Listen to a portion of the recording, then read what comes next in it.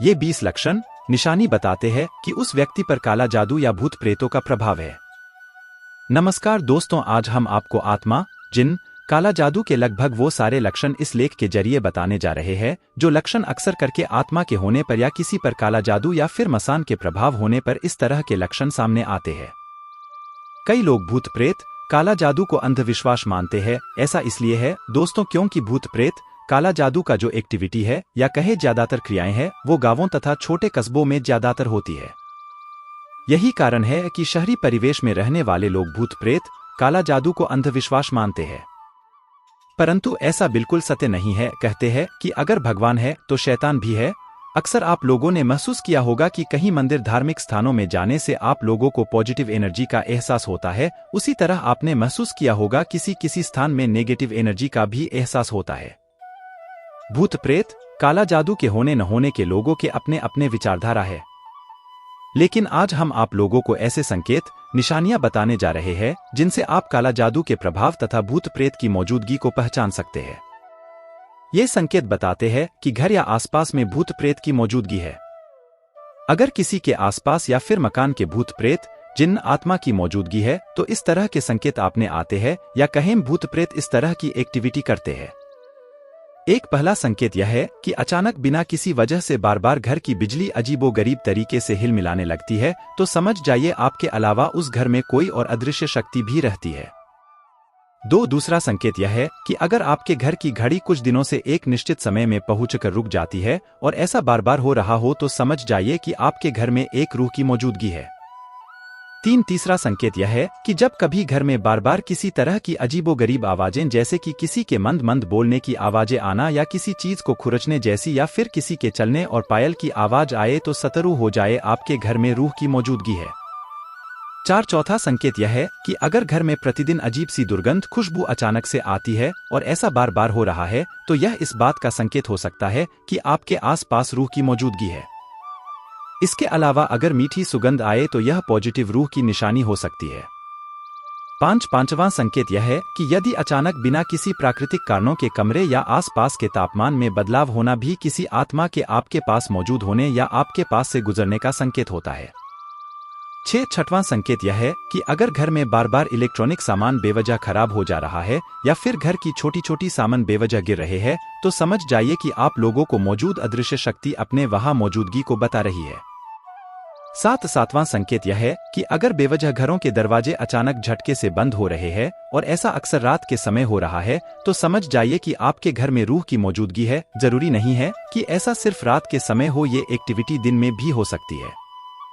आठवां संकेत यह है कि अगर बार बार रात में अनदेखे व्यक्ति सपने में आए तो यह इस बात का संकेत होता है कि कोई अदृश्य शक्ति आपसे मदद या आपसे संपर्क चाहती है। नौवां संकेत यह है कि जब कभी आप घर या फिर किसी भी जगह बैठे हो या गुजर रहे हो तो आपको अक्सर किसी के साथ होने का एहसास होता हो या एकदम से ठंडी हवा आपसे टकराए, तो यह संकेत किसी रूह के होने की हो सकती है। जरूरी नहीं है कि वह रूह होगी, ऐसा प्राकृतिक या आपके वहम के कारणों से भी हो सकता है, लेकिन यह भी जरूरी नहीं है कि उसका कारण सिर्फ आपका वहम या प्राकृतिक हो। 10वां संकेत यह है कि अगर घर के पालतू जानवर एक ही जगह को देखता रहता है या आपका पालतू कुत्ता किसी अदृश्य चीज को देखकर भौंकता रहता है और उसके बाद वह जानवर, कुत्ता, बिल्ली बेचैन, अलर्ट रहता हो, तो यह संकेत आपके आसपास रूह की हो सकती है। शरीर में भूत होने के लक्षण, मसान के लक्षण। अगर किसी के शरीर में भूत प्रेत, काला जादू का प्रभाव हो तो अक्सर उन लोगों में इस तरह की निशानियां देखी गई है। ध्यान रखें, अगर तमाम डॉक्टरों को दिखाने के बाद भी आप में या आपके परिजन में इस तरह की परेशानी अचानक से शुरू हो गई हो, तो ध्यान देने वाली बात है कि आप पर या आपके परिजन के ऊपर भूत प्रेत या काला जादू का प्रभाव भी हो सकता है। लेकिन हम फिर बता दें कि अगर तमाम डॉक्टरों को दिखाने के बाद भी बीमारी का पता न चले या स्वास्थ्य में कोई बदलाव न हो, उस स्थिति में हो सकता है आप पर किसी ने काला जादू क्रिया किया है या करवाया है।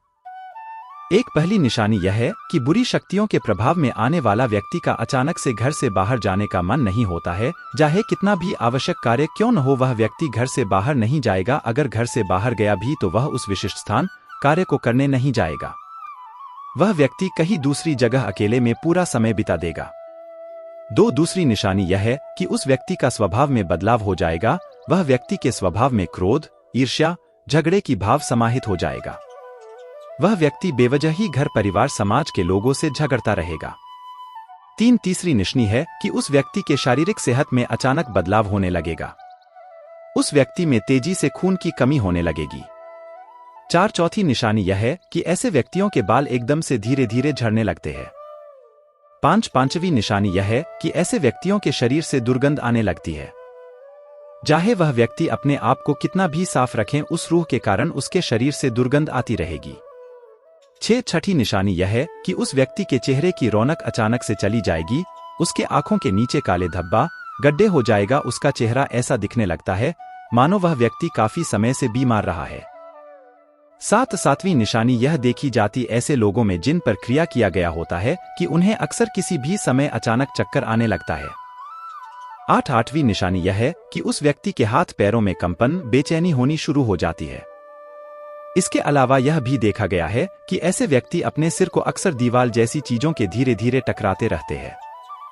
नवीं निशानी यह है कि ऐसे व्यक्ति एकदम से गुमसुम, परेशान और अलग थलग रहना शुरू कर देते हैं।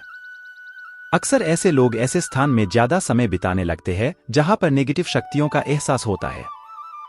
10वीं निशानी यह भी देखा गया है कि जिन व्यक्तियों पर क्रिया किया होता है वे व्यक्ति ज्यादा पलक नहीं झपकते। ऐसा तभी देखा गया है जब व्यक्ति शक्तिशाली रूह की कब्जे में होता है।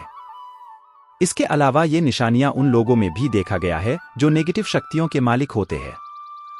साथ ही नेगेटिव शक्तियों के मालिक व्यक्तियों की यह भी निशानियां है कि वे लोग ज्यादातर अपने होंठ को बेवजह चबाते रहते हैं।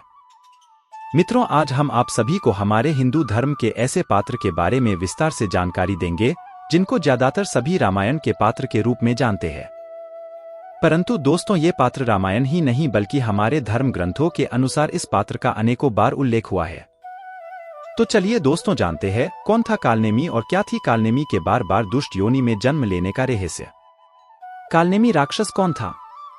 कालनेमी मायावी राक्षस था जो रावण के दरबार में मुख्य मंत्रियों में से एक था। कालनेमी त्रेता युग में रामायण महाग्रंथ के अनुसार मारीच नमक मायावी राक्षस का पुत्र था।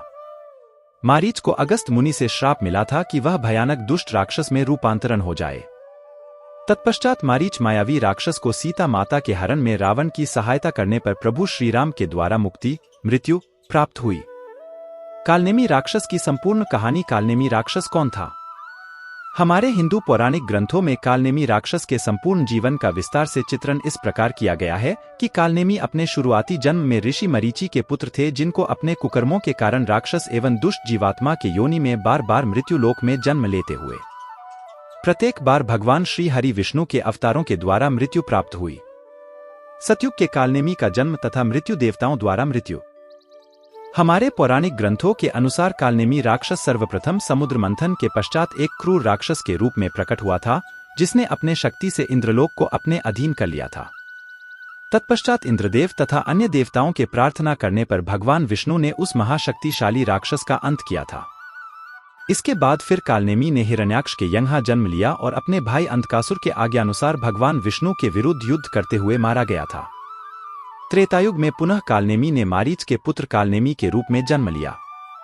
मारीच को ऋषि अगस्त से श्राप मिला था कि वह भयानक दुष्ट मायावी राक्षस में परिवर्तित हो जाए। कालनेमी और मारीच दोनों रावण के मंत्रियों में से एक थे।